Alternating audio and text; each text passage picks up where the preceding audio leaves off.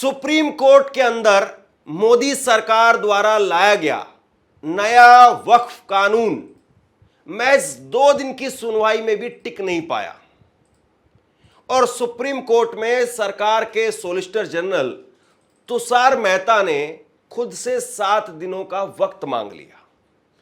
जाहिर सी बात है, उनके पास में दलीलें नहीं रही होंगी, वो इस कानून का बचाव नहीं कर पा रहे होंगे और उनको लगा होगा कि मुझे नए सिरे से कुछ नई चीजें लेकर के आनी पड़ेंगी, तभी मैं इस कानून का बचाव कर पाऊंगा। लिहाजा उन्होंने 7 दिनों का समय मांगा। सुप्रीम कोर्ट ने उस 7 दिन का समय दे भी दिया। एक स्थिति यह है। अब दूसरी स्थिति देखिए आप। मोदी सरकार के सांसद हैं जगदंबिका पाल। जगदंबिका पाल जेपीसी के अध्यक्ष थे।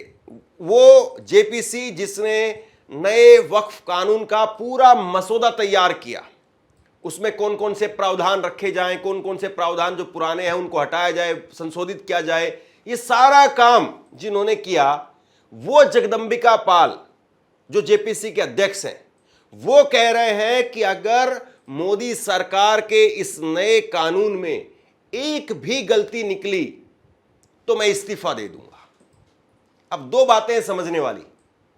एक तरफ तो सरकार की तरफ से पेश हुए सॉलिसिटर जनरल वो सुप्रीम कोर्ट में जजों के सामने दलीलें पेश नहीं कर पाए, अपने कानून का बचाव नहीं कर पाए और सुप्रीम कोर्ट ने ही अंतरिम रोक एक तरीके से लगा दी कि ना तो किसी संपत्ति को डिनोटिफाई आप करेंगे, ना ही किसी संपत्ति की स्थिति को बदलने का काम करेंगे और ना ही आप कोई नई नियुक्ति करेंगे।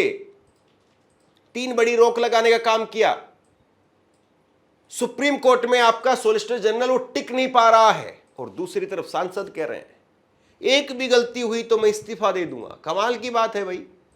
आपको इतना ही ज्ञान है, इतनी बातें अगर आपको पता है तो आपने क्यों नहीं सॉलिसिटर जनरल को जाकर के ट्यूशन करवा दिया, उन्हीं को बता देते सारी बातें कि ऐसे ऐसे ये दलीलें देनी है, ये काम करना है।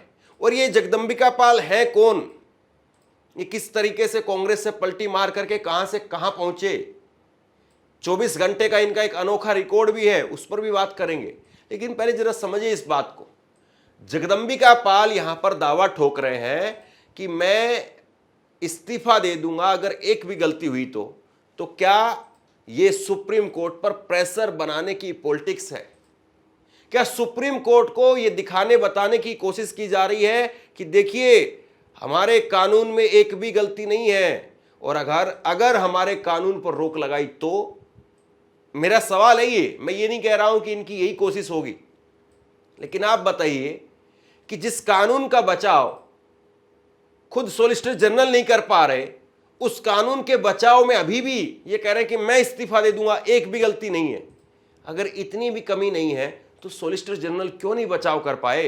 मैं 100%, मैंने 1-2 बार और कहा कि अगर जो हमने रिपोर्ट बनाई है वो जो कहा जा रहा है कि अनकॉन्स्टिट्यूशनल है या मतलब वो कहा जा रहा है कि धार्मिक स्वतंत्रता को मतलब इस पे हस्तक्षेप करता है, मैं इस्तीफा दे दूंगा। तो जगदंबिका पाल अब यहां पर इस्तीफे की बात कह रहे हैं। अभी जगदंबिका पाल है कौन और इन्होंने किस तरीके से जेपीसी के अंदर अपनी अध्यक्षता में कितने संशोधन पास करवाए, विपक्ष के सांसदों के जो सुझाव थे उनको किस तरीके से खारिज किया गया, इस बात को जरा देखिए। जगदंबिका पाल उत्तर प्रदेश के वरिष्ठ नेता हैं, वर्तमान में डुमरियागंज से बीजेपी के सांसद हैं। ये 1 दिन के मुख्यमंत्री बने थे। 1998 में केवल 1 दिन के लिए यूपी के सीएम बने थे। भारतीय राजनीति में इनके नाम पर अनोखा रिकॉर्ड है। राजनीतिक तौर पर इनको बड़ा लंबा अनुभव है। 1982 में एमएलसी बने, 3 बार के विधायक रहे, 3 बार के सांसद हैं। कांग्रेस से शुरुआत की थी और भाजपा तक पहुंच गए हैं। 2009 में कांग्रेस के सांसद बने थे, कांग्रेस की लहर थी, कांग्रेस के टिकट पर चुनाव जीत गए और जब कांग्रेस की लहर खत्म हुई, इनको लगा कि बीजेपी की लहर आ रही है, तो 2014 में बीजेपी ज्वाइन कर ली और फिर बीजेपी में ही जीत दोहराई और 2024 में बीजेपी ने वक्फ संशोधन विधेयक पर बनी संयुक्त संसदीय समिति के अध्यक्ष के तौर पर इनकी नियुक्ति की। तो ये है इनका राजनीतिक रिकॉर्ड। धर्मेंद्र यादव समाजवादी पार्टी के सांसद, उन्होंने संसद में इनको एक तरीके से रोक लिया था और कहा था कि डुमरियागंज में हम जाएंगे इस बार प्रचार करने के लिए। आप डुमरियागंज से जीत करके आते हो, मुसलमानों का वोट लेते हो, इस बार डुमरियागंज ही जाएंगे हम और डुमरियागंज जाकर के लोगों को बताएंगे कि जो वक्फ कानून आया उसके अध्यक्ष, जेपीसी के अध्यक्ष जो है वो यही थे। इन्होंने ही सारे वहां पर प्रावधान पास करवाए हैं, जितने भी प्रावधान हैं कि किसको रखा जाएगा, किसको हटाया जाएगा, कितने मुसलमान होंगे, कितने गैर दूसरे धर्म के लोग होंगे, गैर मुस्लिम होंगे, ये सारे प्रावधान इनकी अध्यक्षता में ही पास हुए। ये तो एक मजाक की बात थी जो उन्होंने संसद में इनको कहा था। लेकिन जरा सोचिए कि जो आदमी जिसकी राजनीति मुसलमानों के सहारे चलती है, वो भी इस कानून के लेकर के अभी दुहाई दे रहा है कि अगर एक भी गलती इसमें निकली तो हम इस्तीफा दे देंगे। अब मैं इसको क्या कहूं, राजनीतिक तौर पर स्टंटबाजी कहूं या यूं कहूं कि नरेंद्र मोदी सरकार में अपना नंबर बनाने की कोशिश है, या यूं कहूं कि इनको अभी भी अंदर खाने यकीन है कि मोदी जी कुछ न कुछ मैनेज कर लेंगे। जब मामला सुप्रीम कोर्ट में है तो मैनेज करने की बात होनी नहीं चाहिए, लेकिन हम सब जानते हैं कि किस तरीके से क्या क्या हुआ है और कैसे कौन कौन सा जज रिटायरमेंट के बाद में कौन कौन से पदों पर बैठे हैं, कहाँ राज्यसभा में पहुंच गए, हम सब ने देखा है। और ये भी मत भूलिए कि 5 मई को जब इस कानून पर दोबारा से सुनवाई होनी है तीसरी बार, तो उसके एक हफ्ते के बाद में सुप्रीम कोर्ट के चीफ जस्टिस संजीव खन्ना का रिटायरमेंट होना है। तो क्या होगा उस वक्त में, ये भी देखने वाली बात है। 2024 के अंदर ये कमेटी बनी और इसमें 31 कुल सदस्य थे, जिसमें 21 लोकसभा के सांसद और 10 राज्यसभा के सांसद थे। जगदंबिका पाल उसके अध्यक्ष थे, निशिकांत दुबे, तेजस्वी सूर्या, अपराजिता सारंगी, संजय जायसवाल, दिलीप सैकैया, अभिजीत गंगोपाध्याय, डीके अरुणा, गौरव गोगोई, इमरान मसूद, मोहम्मद जावेद, मौलाना मोहिबुल नदवी, कल्याण बनर्जी, ए राजा, लव कृष्ण देवरायलू, दिलेश्वर कामत, अरविंद सावंत, सुरेश गोपीनाथ महात्रे, नरेश गणपत महास्के, अरुण भारती, असुद्दीन ओवैसी, ये लोकसभा के 21 सदस्य थे।